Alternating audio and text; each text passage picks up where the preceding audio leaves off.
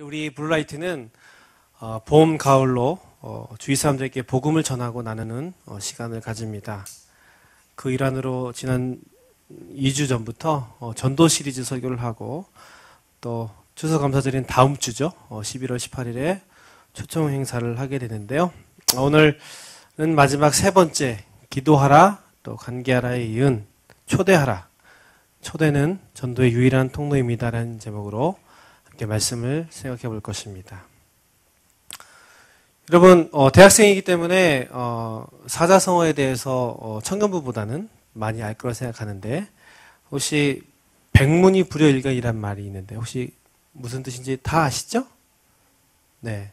혹시 이 말이 무슨 뜻인가요, 병인 형제? 네, 백문이 불여일견. 이 당황함? 네. 이건 뭐 다 알죠? 예, 알고 있는데, 뭐 얘기 못하는 것 뿐이에요. 그죠? 예, 이 씁쓸한 짐실. 이 백문이 불여일견이라는 말은요, 100번 듣는 것이 한 번 보는 것보다 못하다라는 말로 무엇인지 실제로 경험해야 확실히 안다는 의미죠. 근데, 요즘 현대사회가 워낙 경험이 대세인 그런 구조다 보니까 이 말이 진화가 됐어요. 그래서 백문이 불여일견에서 백견이 불여일촉 뭐란 얘기예요? 예. 100번 보느니 한 번 만져보는 게 낫고 더 나아가서 백촉이 불여일행 뭡니까? 100번 만지느니 한 번 움직이고 행동하는 게 낫다라고까지 되어졌다는 거죠. 그러면서 뭔가를 하고 안 하고는 결과는 물론이거니와 생각, 또 마음가짐, 또 환경에까지 큰 차이를 만듦을 우리는 알 수가 있습니다. 요즘 가을도 되고 또 한 해가 되어간 시점에 많은 멤버들이 또 이성교제, 진로, 여러 가지 결혼에 대한 관심까지 두게 되는데 어떻게 시작해야 될지, 또 고백을 해야 할지 말아야 할지, 어떻게 하면은 시작하고 또 잘 될 수 있을지를 고민하는 그런 분들이 있을 건데 그런 부분은 다음 주에 있을 암스킹에서 배우시고요. 어쨌든 프로포즈에 대해서 한번 얘기합시다. 프로포즈 어떻습니까? 이 결혼을 앞두고 정식으로 청혼하는 어떤 이벤트로서의 이 프로포즈 반드시 꼭 해야 되고요. 잘 해야 해요. 그죠? 그리고 잘하되 마음을 다하고 뜻을 다하고 힘을 다하여 내 피앙새에게 프로포즈 해야 돼요. 남자들 잘 들으세요. 저는 개인적으로 프로포즈에 대한 상처가 있어요. 그것은 결혼할 때 프로포즈를 못 받았다는 와이프의 핀잔, 바가지, 뭐 그런 거죠. 저는 프로포즈도 하지도 않았고 심지어 부끄러운 고백입니다만 프로포즈를 받았어요, 와이프에게. 할렐루야. 네. 근데 전 당시 프로포즈가 뭔지도 몰랐고요. 이 프로포즈는 TV의 드라마에서 하는 건 줄 알았어요. 또 할 상황도 안 됐고 끝까지 이벤트. 프로포즈가 뭐가 중요하냐? 마음이 더 중요하다. 프로포즈 하는데 에너지를 쓰느니 지금 당장의 그런 관계에 더 힘을 쓰고 차라리 결혼 후에 행복하게 사는데 에너지 쓰는 게 효율적이라 여겼다는 거죠. 안 그렇습니까, 남자분들? 네, 할렐루야. 네, 그래서 안 했어요. 그런데 그 프로포즈가 뭐라고 자기는 못 받았다고 뭔 일이 있을 때마다 누가 결혼할 때마다 드라마에 나올 때마다 바가지 긁고 막 그 부분을 토로한다는 것이죠. 못 받았다고. 특히 기억에 남는 건 2년 전 일부 예배 때 한 형제가 감사의 시간에 프로포즈를 했어요. 네, 내 이름 안 밝히겠는데 참 그 프로포즈를 할 때 마음이 어찌나 힘들든지 그래서 그때 드는 생각이 나 집에 가서 죽었다. 그러면서 처음에 내가 정말 사랑하면 됐지. 그리고 이 사실 서로 알면 됐지. 뭐가 더 필요하냐? 결혼 안 할 것도 아니고 뭘 그것을 꼭 이야기해야 되고 어떤 형식으로라도 해야 되냐? 라는 생각이 있었다는 것이죠. 그런데 제가 시간이 지나다 보니까 이 꼭 프로포즈를 해야겠더라고요. 그것이 어떻게 청혼을 하냐 안 하냐를 떠나서 제가 와이프를 또 생긴 아이들을 사랑하는 데 있어서 또 그 사랑이 날로 깊어감에 있어서 그 사랑을 반드시 표현해야 하고 마음속에만 두는 것과 표현하는 것과 천지차임을 깨닫게 되었기 때문에요. 그것과 함께 표현하지 않은 사랑은 종이꽃과 같다라는 그런 문구를 아주 공감하게 되었는데요. 그런 면에서 현재 우리 블루라이트가 전도에 대해서 계속 말씀을 나누고 또 실천하고 있는데, 전도에 있어서의 프로포즈를 생각할 때 이 프로포즈가 바로 초대라는 거죠. 기도하지만, 관계하지만 대상자에 대한 마음을 공식적으로 표현하는 것으로서의 초대. 그리고 우리의 사랑을 넘어서 각 대상자의 마음에 예수 그리스도의 그 사랑을 연결하는 유일한 통로로서 초대가 아주 중요하다는 거예요. 그러나 이 영혼에 대한 프로포즈로서의 초대는 꼭 해야만 함에도 불구하고 우리에게 큰 짐으로 다가오죠. 왜냐하면 우리가 이 프로포즈의 결과를 눈으로 보장받을 수 없고요. 그리고 초대의 그 방식과 내용, 그 반응에 대처하는 부분에 대해서 잘 모르기 때문이에요. 그런 의미에서 오늘 본문의 이야기는 우리가 자칫 포기하고 마음속에만 남겨놓을 수 있는 초청의 원리들에 대해서 우리에게 말해주고 있습니다. 오늘 이 시간 수가성의 여인의 모습을 통해서 초대의 원리를 깨닫고 행함으로 대상자를 향한 그 마음이 표현될 뿐만 아니라 그로 말미암아 대상자에게 전도를 말미암는 구원과 은혜가 있게 되기를 주님의 이름으로 축원합니다. 그렇다면 오늘 사마리아 여인의 스토리를 통해서 우리가 알 수 있는 전도 때의 초청 원리가 무엇일까요? 그 첫 번째는 삶의 현장에서 있는 그대로 사람들에게 다가가는 것입니다. 본문을 보면 예수님께서는 갈릴리로 가는 그 길 가운데 지름길인 사마리아 마을로 들어가셨습니다. 우리가 이 내용을 잘 알고 있는데 예수님께서는 그곳에서 목을 축이기 위해 우물가로 가신 뒤에 있다가 그 물을 길러 온 한 여인에게 물을 달라고 하시면서 그 사마리아 여인에게 필요한 부분을 채워주시고 하나님의 아들임과 자신이 그리스도임을 알리셨죠. 그런데 내용을 볼 때 이 예수님과 사마리아 여인과의 그 대화, 또 일련의 과정들이 너무나 파격적이라는 부분이죠. 그도 그럴 것이 유대인은 절대로 사마리아 사람들과 상종하지 않았어요. 심지어 그 지역도 들어가지 않았어요. 그 당시 유대인들에게 정말 이 땅 가운데 정말 구원받지 못할 한 민족 종자가 있다면 그것은 바로 사마리아 사람들일 거라고 얘기했어요. 무시하고 경멸했죠. 또한 유대인 남자는 당시 여자와 함부로 얘기할 수 없었어요. 율법에 의하면 낮에는 자기 남편일지라도 서로 얘기가 금지됐다는 거죠. 그리고 무엇보다 이 여자는 남편이 여럿인 부정한 여인이었어요. 그러나 예수님께서는 이 수많은 장벽들을 부서뜨리고 그인에게 진리가 무엇인지, 예배가 무엇인지, 그리고 구원자가 누구인지를 알리고 초대했을 때에 이 사마리아 여인이 예수님의 초청에 응하고 더 나아가서 받은 사랑, 그 기쁨과 감동을 다른 사람들에게 가서 알렸다는 겁니다. 눈여겨볼 것은 이 사마리아 여인의 태도입니다.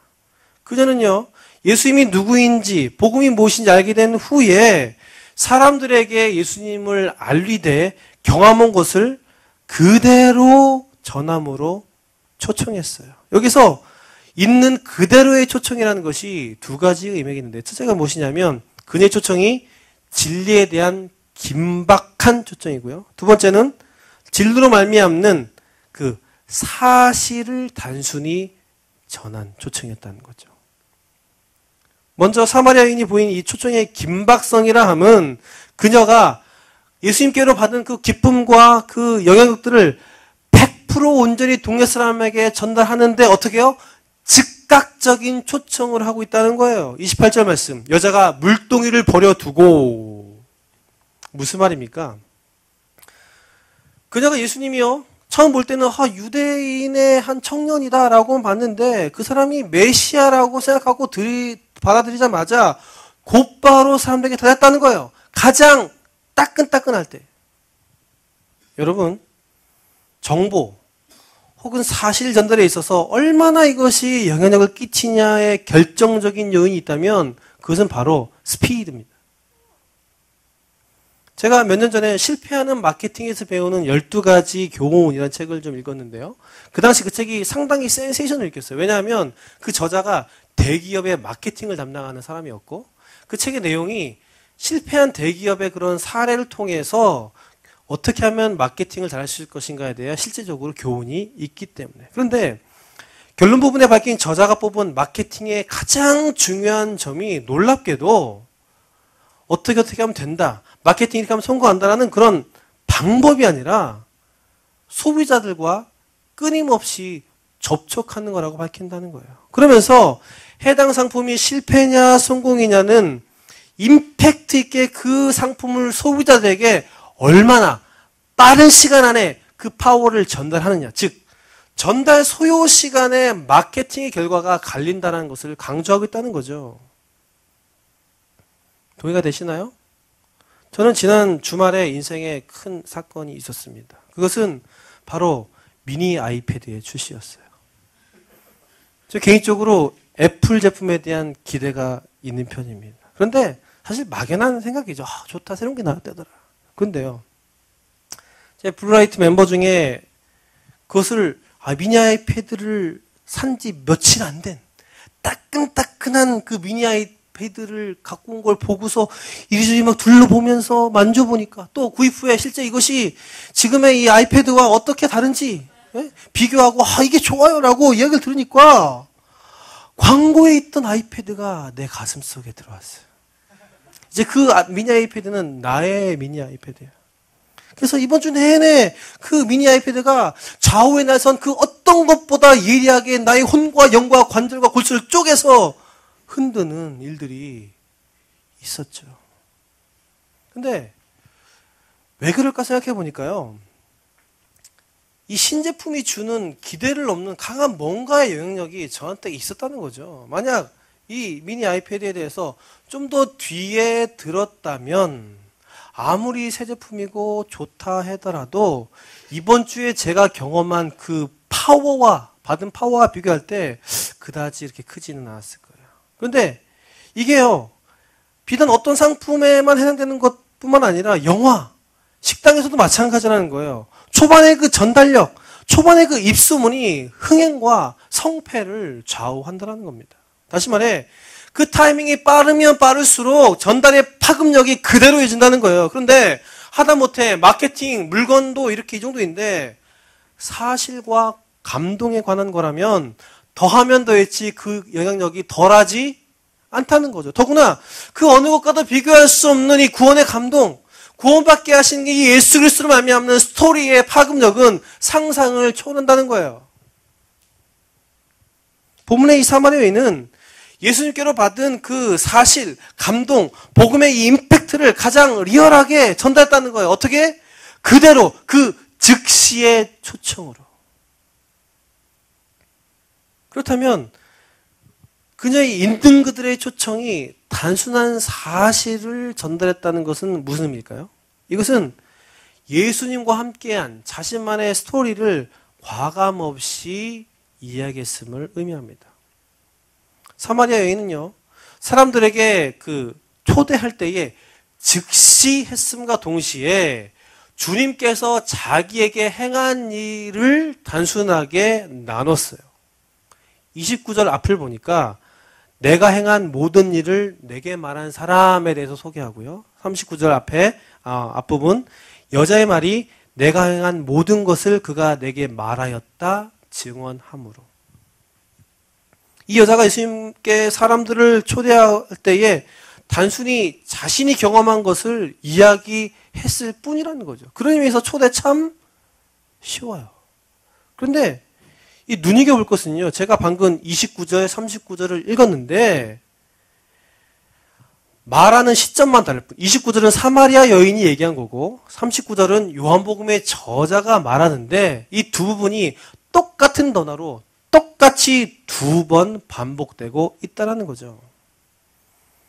이 동일 단어 부분의 반복은 이 유대교의 유대 문학의 기법상 아주 중요한 내용인 것과 반드시 독자가 기억해야 할 내용임을 암시하는 방법입니다. 그렇기 때문에 이 문학적 기법을 이 전도의 초대라는 관점에서 볼 때 우리가 친구와 동료들에게 얘기할 때에 기독교가 어떻고 교리가 이런데 저런데 말이 아닌 예수님으로부터 온 나의 일들, 주님이 나에게 행하신 일, 그 경험들을, 은혜들을, 기쁨들을 있는 그대로 이야기하라는 말이죠.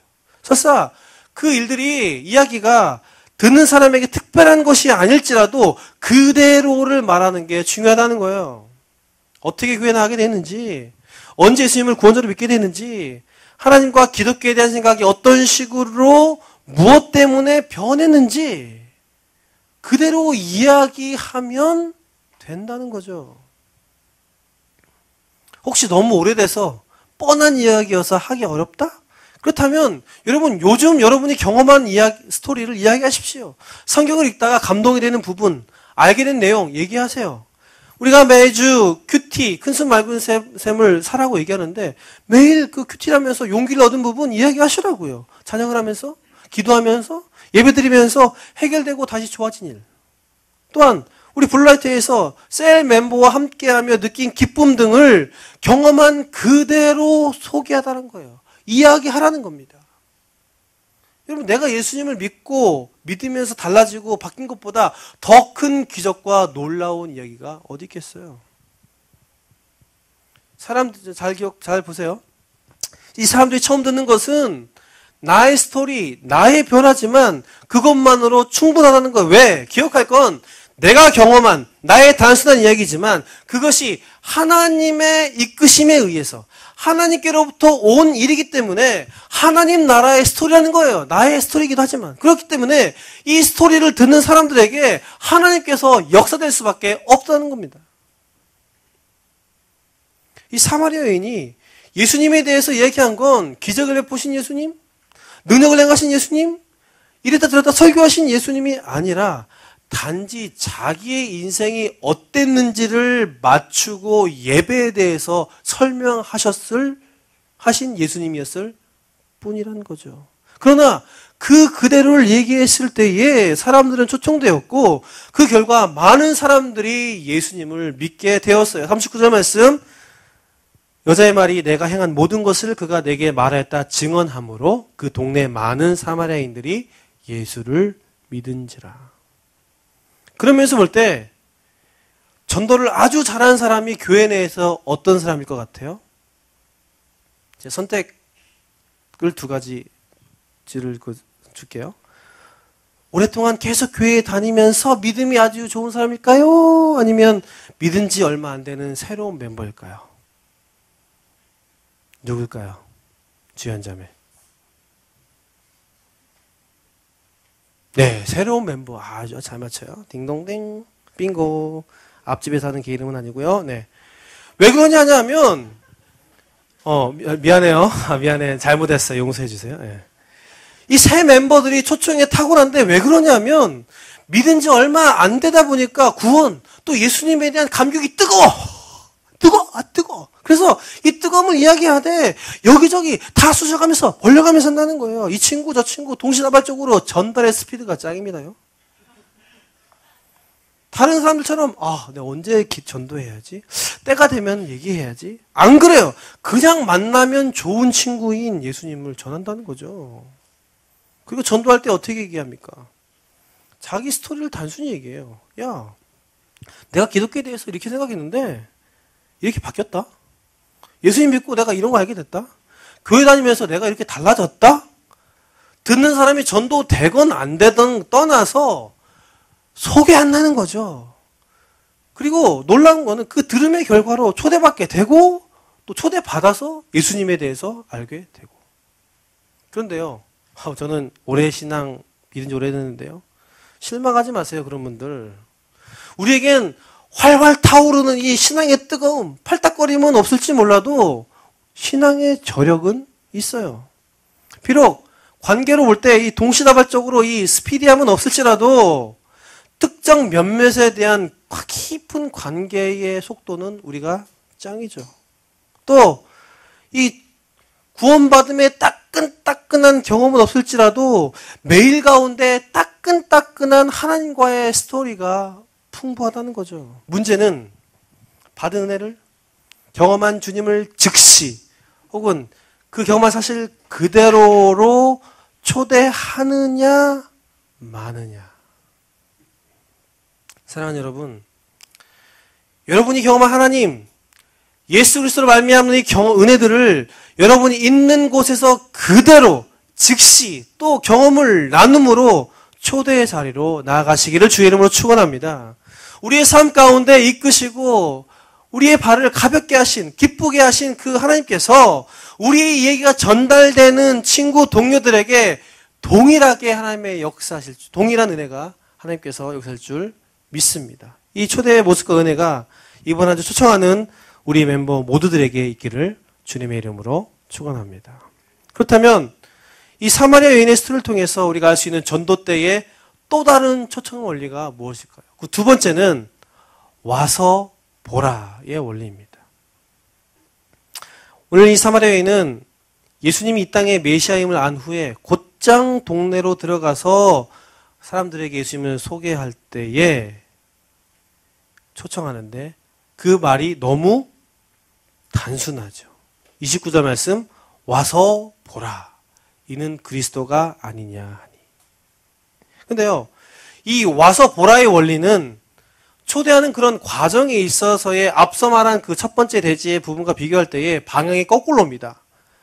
즉각적으로 또 경험을 있는 것들을 얘기하며 초대하는 것이 우리가 대상자에게 다가가는 내부에서의 외부로의 초대라면 이 와서 봐라 라는 초대는 대상자가 우리로 오게 하는 외부에서 내부로의 초대예요. 또한 이 첫 번째 방법이 초청자에게 그 설명에 의한 그런 의존하는 방식이라면 이 와 보라의 원리는 증명의 방식이에요. 그런 거 볼 때 이 와 보라 이 말은요, 이 하나님 신적인 능력의 탁월함 그리고 구원사에게 유일함을 드러내는 적극적인 초청의 영어입니다. 전도 자신 있다 이거죠. 오면 너 끝이다 이거죠. 이러고도 너희들이 안 믿을 수 있냐? 이거죠. 자신감이죠. 그래서 예수님께서 전도하실 때 뭐라고 해요? 와 보라라고 직접 이 이야기를 하셨고요. 전도자로 유명한 빌립도 사람들을 복음으로 초대할 때 똑같이 와 보라라고 설명했다라는 겁니다. 그런데 이 와 보라라는 이 말이 전도를 어려워하고 부담스러워하는 우리들에게 초대의 소극적인 대안도 된다는 거예요. 한번 물어보겠습니다. 긴장하세요. 우리가 복음을 전하고 교회를 소개할 때 느끼는 부담 두 가지가 뭡니까? 큰 거. 혹시 얘기해 줄 수 있는 사람 있나요? 뭐가 가장 부담스러워요? 그렇죠. 예. 첫 번째는 지금까지의 내 모습과 행동에 대한 부족함이고요. 두 번째는 과연 초대할 때 내가 어떤 내용으로 초대할 것인가. 먼저 초청하기에 지금까지 내 모습에 부족함을 느끼고 부담이 간다는 거 무슨 의미입니까? 교회에서 목사님이 전도하라니까 초청되건 말건 상관없이 한번 해야겠는데 막상 전도하려니까 초대하려니까 이렇게 하는 것이 여태껏 내 삶이 사람들 앞에서 너무 부끄러워요. 가증스러워요.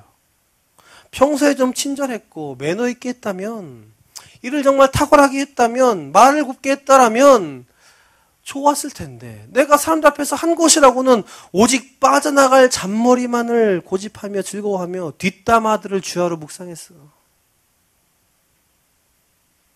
저에게 있어서 전도에 대한 가장 큰 충격적인 사건은 중학교 2학년 때예요. 전 당시 평범한 중학생이에요. 여러분이 오해하지 말 것은 평범했다는 말은 대부분의 중학생 친구들과 마찬가지로 생각 없고 싸가지 없고 싸움 잘하고 욕 잘하고. 좀 부끄러운 고백입니다만 저는 그중에 욕의 대마왕이었어요. 입만 나면 욕이야. 별명이 걸구였어요. 걸레 먹은 입, 걸구. 근데 제가 교회 중등부 회장이야. 그래서 전도하는데 전도 안 할 수도 없고 한 명이라도 데리고 가야 내 그 위신이 있을 것 같아요. 그래서 좀 친한 반 친구에게 그 초청주의를 앞두고 이렇게 얘기했어요. 제가 그냥 있는 그대로 얘기할게. 양해해 주세요. 야, 이 새끼야. 너 예수님 믿냐? 안 믿으면 교회 한번 가자. 말씀 가줄게. 라고 했는데, 너무 리얼한가요? 네. 저쪽에 있던 한 녀석이 그 얘기를 들었나 봐요. 나중에 점심시간에 저를 따라와가지고, 대뜸, 야, 네 어떻게 그렇게 전도할 수가 있냐? 그리고, 너 교회 다니면서 왜 이렇게 욕하냐? 너 목사 된다며. 그렇게 하면 안 되지. 라고 얘기를 듣는 순간, 머리에 뚜껑이 열리고 스팀이 확 하면서 멘붕 상태예요. 그래서, 야, 나 오늘 애를 그냥 갈아 마셔? 막. 생각이 막 생기는 한편에 너무 창피한 거야. 좀 막 나가게 살 걸. 좀 착하게 살 걸. 그 친구도 아마 교회 다니는 친구였는데, 욕 한마디도 하는 범생 중에 범생이 탑 범생이었어요. 근데 그 만남 때문에 지금 그 친구가 지금까지 베스트 프렌드로 지내는데, 어쨌든 이 초대할 때에 누구나 이런 부담감이 누구에게나 있다는 거죠. 지나온 과거들이 내 발목을 부단히도 잡는다는 거예요. 물론 이곳에 계신 여러분들은 안 그럴 줄 믿습니다. 할렐루야. 진짜야. 그냥 지하철역 앞이나 버스 정류장에서 모르는 사람에게 전도지 막 화장지 주면서 예수 믿으세요. 얼마든지 하겠는데, 아는 사람 기도하고 관계하는 것까지는 좋아. 마지막 초대하려니까 못하겠어. 민망해. 창피해. 부담되는 두 번째, 어떤 내용을 할 것인가. 참 어렵죠. 야, 전도하려고는 해야겠는데, 초청해야 되겠는데, 뭐라고 얘기해야 되나? 어떻게 전개해야 되나? 무작정 예수님을 소개하려니까 어디부터 할지도 모르겠고, 핵심이 뭔지도 모르겠고, 짧으면 짧은 대로 확장이고, 길면 긴 대로. 그래서 어떤 분 보니까 복음을 전하는데 창세기부터 요한계시까지 다 전해. 정말 할렐루야. 그리고 논리를 생각 안 하자니 말 같지도 않고, 논리로 하자니 복잡하고도 어려워지고. 제가요, 한 번은 일본 동경을 가는데 비행기 옆자리에 아주 신실한 분이 탔어요. 비행기가 문이 닫히고 움직이기 시작하자마자 저에게 말을 걸기 시작하는데, 딱 안 봐도 전도 모양새야. 근데 얼마나 쉬지 않고 따발처럼 막 얘기하는지 제가 목사라고 이야기할 틈을 안 줘요. 근데 듣다 보니까 틈 생겨도 목사라고 하면 안 될 것 같아. 왜? 목사라고 하면은 교회에 대해서 심각한 문제들 막 얘기할 것 같아. 근데요, 정말 듣는 게 고통입니다. 1시간 반 동안 얘기를 듣는데, 우와, 그렇게 어떻게 말씀을 조리 없게 말씀하시는지. 아니, 처음 보는 사람에게 전도하시면서 왜 도대체 며칠 동안 새벽 2시 하나님이 날 깨웠다는 얘기부터 시작해. 말이 돼? 원래 종교가 불교였다는 건 이해해요. 근데 왜 몇십 분 동안 불교의 교리에 대해 설명하냐고. 예수님의 생애도 뒤죽박죽이야. 하다못해 요즘은 대리운전 번호도 앞뒤가 똑같아. 근데 복음이 앞뒤가 달라. 못 듣는 자는 회개할지어다. 근데 겨우 이야기가 끝나고 마지막에 그래도 이분이 묻는 거예요. 그래도 유익한 시간이 되지 않았나요? 라고 물었을 때, 네, 유익한 시간이 되지 않았습니다. 라고 대답하고 싶었어요. 그러면서 생각된 것이, 이 복음 전도가 자칫 복음 전무가 될 수 있다라는 것을 생각했다는 것이죠. 또 교회에 대해서 소개하려면 어떠해야 됩니까? 나도 모르게 내가 되는 교회와 목사님을 무리하게 높이고 찬양해야 돼. 그죠? 그리고 교회에 대해서 자랑하려 할 때 수많은 더 환경 좋은 교회에 대해서 하기보다 낫게 보이려고, 또 너무나 유명한 목사님들이 다른 곳에 있기 때문에 뭔가 좀 특별함을 주기 위해서 뻥을 이렇게 뻑뻑 해야 되는데, 이런 초청할 때 우리가 할 수 있는 걱정과 두려움들, 아마 본문의 사마리아 여인도 동일하게 이런 생각과 감정이 있었을 거라는 것이죠. 그도 그럴 것이, 그녀는 구원의 하나님을 만났다는 기쁨과 감격이 엄청났어요. 그래서 이 억누를 수 없는 초청의 욕구가 있었을 거예요. 그러나 그 여자는 사람들에게 지탄받고 손가락질 당하던 여자였어요. 여러 남자와 살았다는 이유로 부정한 여자다 라고 무시당했다는 거죠. 그래서 오늘 본문에서 그 여자가 물을 길러 나올 때가 언제입니까? 사람들이 가장 없을, 가장 뜨거워서 사람들이 다니지 않은 그 시간에 물을 길러 나올 수밖에 없는 상황이었다는 거죠. 근데 이런 그 여자가 복음을 전한다고 할 때 그 어느 누가 그 말을 순수하게 듣겠어요? 그 누가 그 말을 받아들이겠어요? 그리고 보다 중요한 건 사람들의 반응이 어떻든지 간에 스스로 자격지심을 가지고 움츠릴 수밖에 없는 상황이라는 거죠. 그러나 이 사마리아 여인은 그 상황에서 예수님에 대해서 설명하기보다 또 자신이 초대에 있어서 무엇을 하기보다는 와 보라라고 단순히 얘기함으로써 하나님의 가능성을 열어놨다는 거예요. 그녀는 비록 사람들에게 복음의 핵심 알려주지 못했어요. 그러나 어둠과 그 목마름에 허덕이던 그녀에게 구원의 빛 그리고 영원히 목마르지 않을 생수를 주신 하나님께서 동일하게 초대하는 그 사람들에게 역사하실 것을 믿었다는 거죠. 여기에 그 여자의 위대함이 있습니다. 그래서 실제로 그 결과 그녀의 말을 들은 동네 사람들은 기다리던 메시아를 보러 나왔어요. 그리고 많은 사마리아인들이 예수님을 믿게 되었어요. 그 여인의 초대가 얼마나 큰 거라고 단순히 와 보라라고 이야기했을 뿐인데. 네, 웃긴 건요. 이 본문에 처음에는 이 여인의 초대로 많은 사람들이 예수님을 믿게 되었다고 기록합니다. 제가 39절 읽어드릴게요. 여자의 말이 내가 행한 모든 것을 그가 내게 말했다 증언하므로 그 동네 중에 많은 사마리아인이 예수를 믿은지라. 그런데요. 그 뒤에 41절 47절을 보면 이 여자가 초대한 그 결과가 아니라 이것이 하나님께로서 온 일임을 밝히면서 그 시각이 바뀌었다는 거예요. 49절 제가 41절 읽어드릴게요. 예수의 말씀으로 말미암아 믿는 자가 더욱 많아 그 여자에게 말하되 이제 우리가 믿는 것은 내 말로 인함이 아니니 이는 우리가 친히 듣고 그가 참으로 세상의 구주인 줄 알미라. 무슨 말입니까?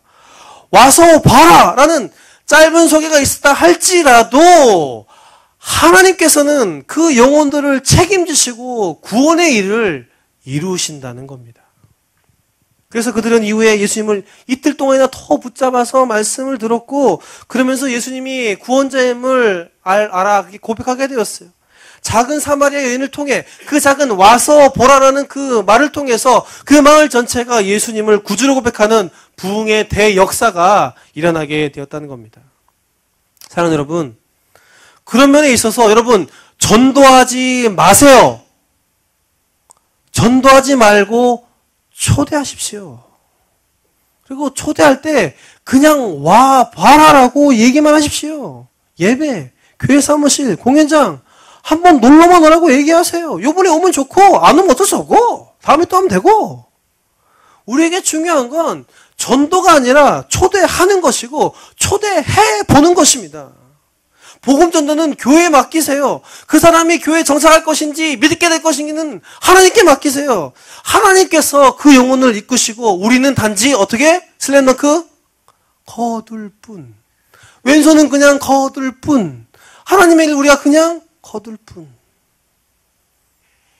그 은혜가 이번 한 주간의 우리 삶의 현장 가운데 있기를 주님의 이름으로 축원합니다. 말씀을 맺겠습니다.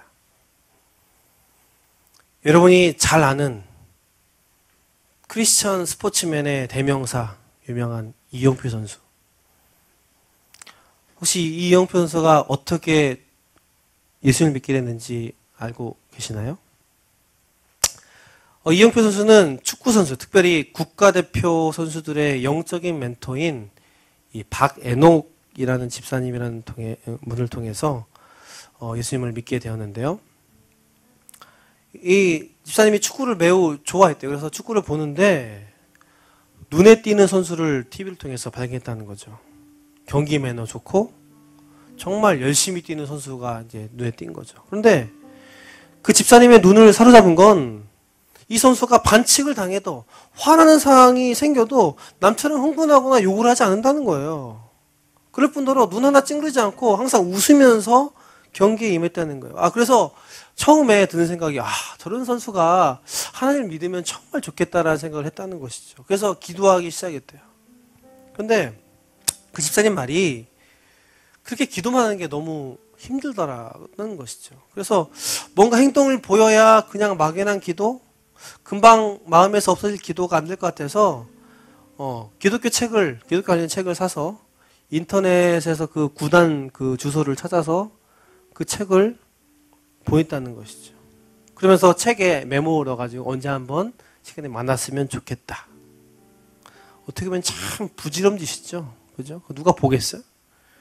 그런데 지금도 탑스타지만 그 당시에도 축구 선수로서의 유명했던 이영표 선수가 책 받은 게 너무 고마워서도 한번 보고 싶다고 만나고 싶다고 연락이 왔다는 거예요. 그래서 정말 그때 깜짝 놀라고 이게 꿈인가 사실인가 분간이 안 됐다는 것이죠. 그러면서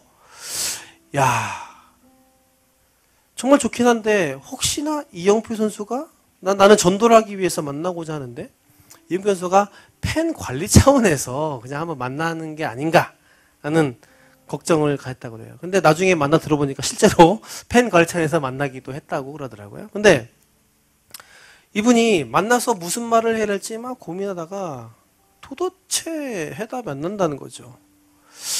그냥 이번에는 얼굴만 트는 걸로 할까? 다음에 또 만날 여지만 남겨둘까? 오만 가지 생각을 다 했다는 것이죠. 그런데 결론이 난 것은 이 만남이 처음이자 마지막일 수 있으니까 처음 생각한 그 생각, 그냥 소개만 하자. 라는 부분을 가지고 이제 나가서 얘기하는데, 얘기하다가 좌절하게 됐다는 거죠. 왜? 이영표 선수의 집안이 아주 독실한 불교 집안이라는 거예요. 그래서 이거 끝났구나 라고 생각해서 그래도 그냥 내 할 일을 하자라고 해서 예수님이 어떤 분이라는 것 5분, 그리고 주 예수를 믿으라 그리하면 너와 내 집이 구원을 얻으리라는 그 사도행전의 말씀만 얘기를 했는데, 놀랍게도 그 말을 들은 이영표 선수가 그 자리에서 기독교가 어떤 것인지 계속해서 물으면서 그 시간에 믿기로 작정을 했다는 거예요. 놀라운 일이죠. 그러면서 하시는 말씀이, 물론 이영표 선수의 이 전도 과정이 다른 사람과는 좀 남다른 전도의 진행일 수 있겠지만, 단순한 초청, 예수님과 교회에 대한 짧은 소개들만으로 사람들이 예수님을 알게 되고 교회에 올 수 있는 일이 너무나 많음을 알게 됐다는 거예요. 혹시 반응이 없더라도 그것은 나의 영역이 아니라 하나님의 영역이기 때문에 내 영역에 있어서의 초청과 소개는 기회가 되는 대로 해야 한다라고 간증했다는 거죠. 사랑하는 여러분, 초청이 이렇게 단순함에도 그냥 와서 보라고만 해도 소개만 해도 되는 아주 쉬운 것입니다. 그러나 여러분, 이 초대가 없으면 절대로 그들이 예수님과 교회에 대해서 접할 기회가 없어요. 이 초대가 유일한 전도의 통로라는 거예요. 그렇기 때문에 우리는 시간을 따지지 않고 결과가 어떻게 되든지 간에 언제 하겠다 미래가 아니라 지금 나의 자리에서 하는 것이 중요해요. 나의 방법과 그 내용이 중요한 것이 아니라 중요한 포인트, 내가 알고 경험한 예수님, 지금 이 자리에서 와 보라라고 한마디 전하는 것이 가장 중요한 포인트라는 겁니다. 그러기에 디모데후서를 보면 너희는 때를 얻든지 못 얻든지 전파하라. 우리가 초청하고 초대하는 것이 우리의 삶의 의무이자 사명이라는 겁니다.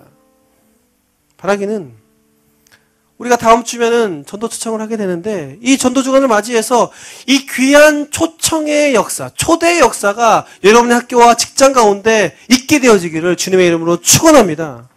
나의 변화를 이야기하든 매일날 경험한 하나님을 소개하든 또 그냥 교회 공연장 와보라라고 문을 열어놓든 초청하는 그 모습을 통해서 하나님께서는 여러분 삶 가운데 풍성함을 주시고 초청당하는 그 소식을 듣는 사람들에게 구원의 문을 여실 줄 믿습니다. 그리고 그 모습을 통해 그 영혼을 향한, 그리고 우리 셀과 블라이트를 향한 귀한 하나님의 이끄심이 있을 줄 믿습니다. 그 귀한 손길을 경험하는 이번 한 주 또 다음 주가 되기를 주님의 이름으로 축원합니다.